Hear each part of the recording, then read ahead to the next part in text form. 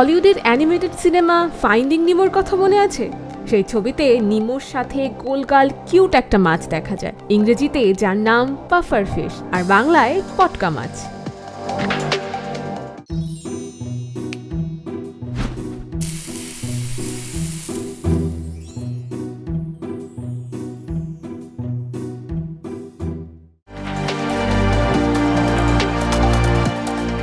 দেখতে যতই কিউট হোক না কেন, মাছটা কিন্তু ভয়ঙ্কর বিষাক্ত। কিছু কিছু গবেষণায় এটাকে বিশ্বের সবচেয়ে বিপজ্জনক মাছও বলা হয়, আর এর প্রধান কারণ এর ভেতরে থাকা টেট্রাডোটক্সিন। জানা গেছে এই বিষ সায়ানাইডের চেয়েও কয়েকশো গুণ বিষাক্ত। মাছের অভ্যন্তরীণ অঙ্গ যেমন লিভার এবং কখনো কখনো এর ত্বকেও টেট্রাডোটক্সিন থাকে, যা যে কোনো প্রাণীর মৃত্যু ঘটাতে পারে।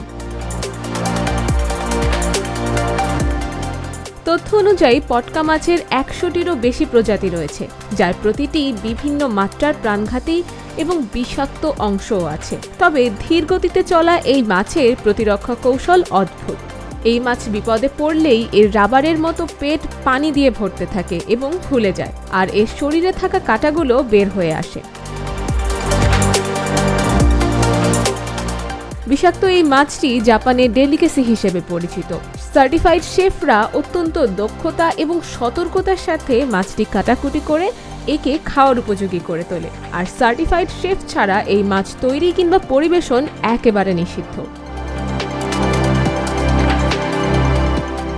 সঠিক পদ্ধতিতে মাছটি রান্না না করার ফলে প্রতি বছর প্রায় ২০ থেকে ৪০টি বিষক্রিয়ার ঘটনা ঘটে, যার ফলে প্রাণহানিও ঘটে অনেকের। এমনকি বাংলাদেশেও প্রায় পটকা মাছ খেয়ে মৃত্যুর খবর পাওয়া যায়।